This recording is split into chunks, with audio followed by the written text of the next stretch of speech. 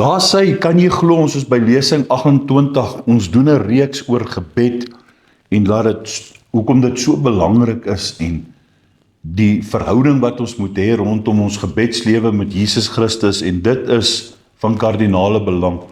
So die hele konteks van gebed is oor 'n hele paar onderwerpe wat ons oor hierdie afgelope of paar lesings gaan behandel en dit is baie belangrik want as jy dit reg verstaan en jou opsommings reg doen en jou vrae reg antwoord, gaan dit jou baie help en jy gaan ook baie mense kan help. En dit sterk natuurlik jou geloof, dit sterk natuurlik ook jou werke van glo en wat die krag daarvan is om dit te kan doen. So vandag lesing 28, hoekom ek in gebed glo. So dit is baie belangrik. As ek 'n bietjie iets kan sê rondom die evangelies en van Matteus regdeur Nuwe Testament, sien ons eintlik ook in Jesus se reis wat hy gedoen het en hoe hy oralste gegaan het, deur die krag van gebed het hy die dooies laat opwek, siekes gesond gemaak, wonderwerke gebeur. En daar is iets rondom dit, hoekom dit so belangrik is en hoekom dit vir my en vir jou baie belangrik is. So ons bid en vra die Here om hierdie woord te seën en dat jy dit ook net sal geniet. Dit is lekker om ons besig te hou met die woord van God en ons selfvinding ryk te verryk daardeur. Goed, ek het 'n staaltjie om te vertel ook, selfs in my eie lewe, hoe baie keer 'n mens al gebid het, maar daar is altyd iets wat vir 'n mens uitstaan. En ek onthou, baie jare terug het ek gebid vir 'n kind, hy sou die week ingegaan het vir 'n hartoperasie, hy het gaatjies in die hart gehad, en die Sondag het sy ma hom kerk toe gebring, jonk en baie jonk. En ek het die Here vertrou, baie afgesonder, geweet hulle kom, ek het geweet om my hande op hom te lê, en ek het vertrou. En in daardie oomblikke van my gebed en my hande wat op hom gelê is en die salwing wat op hom was, het ek geweet dat die Here hom genees en die Here hom ten volle sal genees. So in daai week toe hy gaan en hulle weer 'n scan doen, het die Here daardie hartjies toegemaak. So aan daardie kind was daar nooit gesny nie. So dis die Here wie ons dien en dit is wat vir my uitstaan en dis hoekom ek weet die krag van gebed en hoekom ek in gebed glo en hoekom ek ten alles na die Here toe vat in gebed. Goed, ons praat oor hoekom ek in gebed glo. Gebed speel 'n baie belangrike rol in my lewe, omdat dit God se krag in werking stel. En dit is iets wat jy moet onthou. As jy 'n biddende mens is, glo en vertrou jy dat dit die krag van God se werking in jou lewe in werking stel. Dit bring God se matigheid binne in ons situasie. So wat vir ons as mens baie keer onmoontlik is vir God moontlik. En daarom verstaan ek en jy ook wat dit doen. Dit bring God se matigheid binne in ons omstandighede en binne in ons situasie. Gebed verander ons toekoms en bediening en vooruitsigte. Die woord van die Here sê, daar waar 2 en 3 saamstem, waar hulle in sy midde, waar ons in sy midde is en hulle stem saam oor 'n saak. So ek wil jou vandag vra, dalk luister jy, ons is 2, dalk het nog mense wat kyk, maar as jy ook saam met jou gesin bid, waar jy ook saam met jou man of jou vrou en jou kinders bid, of saam met jou familie bid, daar kom veranderinge, want die woord leer ons, daar waar 2 en 3 in my naam saam bid en glo en vertrou in die saak, daar is ek in julle midde. En dit is hoekom dit so belangrik is, dat die gebed jou vir jou toekoms en jou planne en jou bediening en jou vooruitsigte, dit wat jy doen, kan verander. Dit beïnvloed ons daaglikse wandel in die Here, elke dag van ons lewe, om ons lewe oor te gee, om ons dag oor te gee, om met dankbaarheid God te dank, dat ons in genade kan opstaan, en natuurlik saam met hom kan wandel in ons daaglikse wandel. Gebed open deure vir wonderwerke. Hierdie is baie kragtig, hierdie is belangrik, om plaas te vind in ons lewens, sowel as in die lewens van ander. Ander het dit net soveel nodig, soos wat jy dit nodig het, en daarom glo en vertrou ek, dit maak deure oop vir wonderwerke. Ons God is nie beperk in wonderwerke nie. Hy kan enige oomblik wonderwerke laat plaasvind en dit is baie belangrik. Dis hoekom ons daarin moet glo en daarin moet vashou en dis hoekom ons in gebed moet glo en vertrou dat dit so sal wees. Ek kan baie dinge deel van mense wat God se wonderwerke ondervind het, toe hulle besluit het, hulle gee hulle lewens oor aan God. Daar is soveel rakende getuienis, toe die mense verander het, en die mense deur die dieptes van hulle wêreldse reise gegaan het, tot om by God uit te kom, en toe hulle begin glo en Jesus aanneem en begin bid, het die Here self wonderwerke in hulle lewe gebring. Om in gebed te glo, gaan nie net oor tradisie nie. Ek wil dit vandag vir jou sê, of godsdienst nie. Ek is geleer deur die kerk of deur mense, nee. Dit raak jou innerlike lewe, jou denke, en hoe jy betekenis en rigting vind. En daai is vir my belangrik. So, ons bid nie net omdat dit 'n tradisie is, of omdat ons moet nie. Daar is mense wat sê, maar jy moet lank in die teenwoordigheid van God, ons gaan nog daarby uitkom. En ander sê nee, ek sê 'n 2 minute gebed, of 'n 20 sekondes gebed, of 'n 1 minuut gebed, het net soveel krag, as wat jy die hele dag in gebed spandeer. God beperk hom nie aan tyd nie, ek wil dit vir jou sê. Dit gaan oor jou innerlike lewe, die motief, jou hart. God sien die hart, die denke, en dit gee die betekenis na die rigting wat jy dan vind in jou lewe. Gebed word gesien as 'n manier om met God in 'n hoër mag te kommunikeer. Daardie oomblikke, wanneer jy in gebed gaan, verander dit in 'n hoër mag. Jy kommunikeer met die koning van die konings, ons wonderlike Here Jesus Christus. Dit help mense om naby en verhoudings te bou en leiding te vra om dankbaarheid te wys. Ek is ongelooflike mens van dankbaarheid en dit wat die Here vir ons doen en wat hy vir jou kan doen, en dit is iets wat jy moet leer, om altyd dankbaarheid te wees. Hoekom? Ek kan gebed glo, dit bring 'n innerlike rus en vrede. Dit bring kalmte.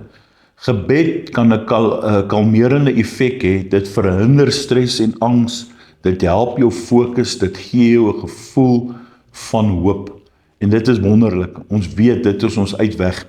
Bid jy eerste of bid jy laaste? Wanneer jy in 'n situasie is of wanneer jy iets doen, is gebed eerste in jou lewe of is dit laaste in jou lewe?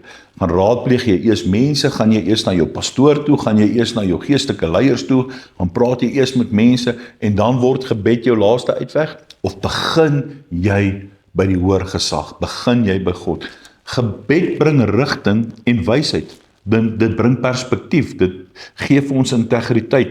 Redes waarom ek moet bid, om God se heerskappy te erken.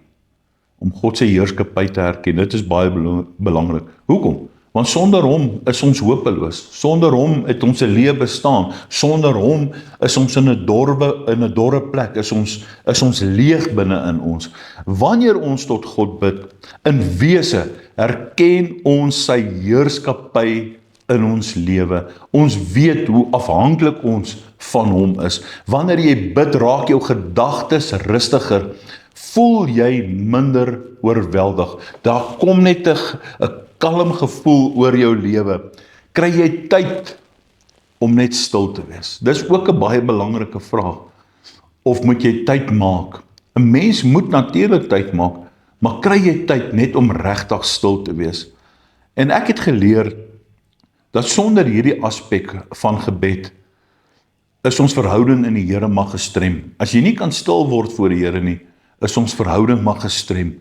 Gewoonlik deur gebed in die gees word my geloof natuurlik versterk en aangewakker wanneer ek stil word, wanneer ek die gees van die Here ervaar. Ek wil vandag sê, 'n gebedlose lewe is 'n ongelowige lewe. Gaan kyk maar, gaan toets dit, gaan toets die skrif, gaan toets dit in jou eie lewe, gaan kyk daarna. Dit vat geloof om in opregte gebed te bid. Dit vat geloof, dis 'n werk. Om te bid is werk, om te glo is werk, maar om in regte en opregte gebed in te gaan, dit vat geloof om dit te kan doen.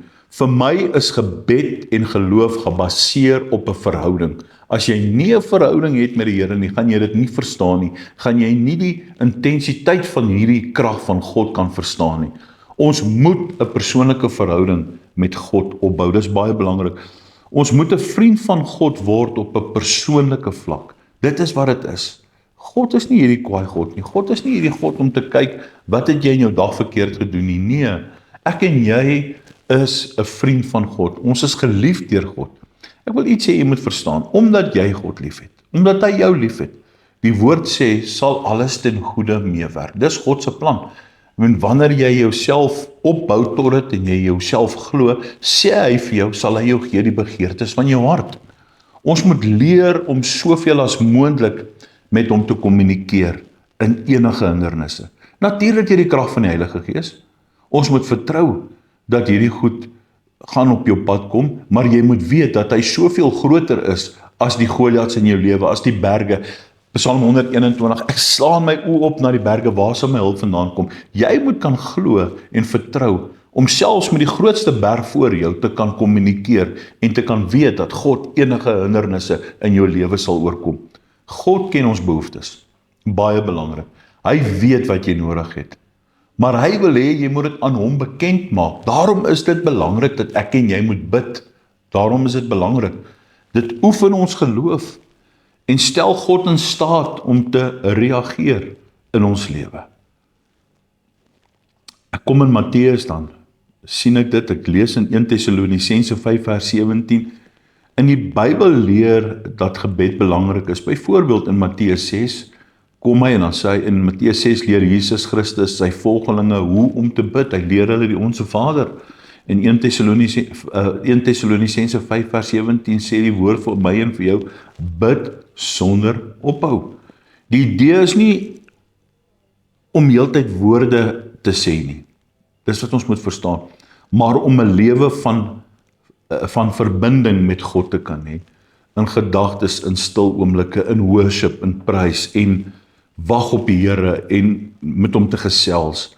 Ons glo dat God sommige dinge verander wanneer jy bid. Maar hoor gou hier, maar baie kere verander hy jou hart. Hy verander jou perspektief en krag om deur dinge te kan gaan. Hy vat dit nie noodwendig altyd weg nie, maar hy verander jou hart, jou perspektief, jou gedagtes, om deur hierdie dinge te kan gaan. Dankie dat jy saam geluister het. Hier is gou-gou vir ons 5 vrae, jou opdrag, en ek wil hê jy moet dit vir my baie noukeurig deurdink en oorbid en dit neerskryf. Moet dit nie aframmel nie. Onthou, die Here is die beoordelaar van die hart. Hy ken dit, né? In die oorlegging van dit. Goed. Gelys sal dit nou ook op die skerm verskyn. So hier's die eerste ene. Lys 8 redes waarom ons moet bid. So as jy nou na my geluister het, gaan jy al 'n paar kan kry, gaan jy eintlik belangrik hê, dit belangrik vind, maar ook in jou eie, om te gaan self-introspeksie doen, om te sien, maar hoekom, wat is 'n rede, wat is vir my belangrik, nie wat is vir Naps belangrik nie, glad nie, wat is vir jou, kyker, Bybelskoolstudent belangrik, waarom moet jy bid, lys vir my 8, dis nie baie nie, voel baie, maar is nie baie nie. Goed, 2, noem 'n paar resultate van gebed. Ek glo en vertrou, iewerste het jy al resultate beleef. OK, so skryf vir ons 'n kort opsommingkie daarvan. Skryf vir ons hoe die Here jou gebede beantwoord het. En as hy dalk nog dit nie vir jou gedoen het nie, jy's dalk nog nie, jy's 'n nuutgebore Christen, skryf daar. Die Here het my resultate laat kry deur om 'n wedergebore kind van God te word. Ek het nog nie iets anders te beleef nie, maar wat vir my eintlik onmoontlik is, want ek glo en vertrou, iewerste het jy al baie kere ook resultate gesien van gebed. 3. Hoe hou geloof verband met gebed? Hoe hou geloof verband met gebed? 4. Wat is die sleutel tot 'n suksesvolle lewe? Nou as jy geluister het, gaan dit vir jou 'n baie groot tip gee. 5. Laaste enetjie. Wat kan gebed vir jou doen? Wat kan gebed vir jou doen? Ek weet wat dit vir my kan doen.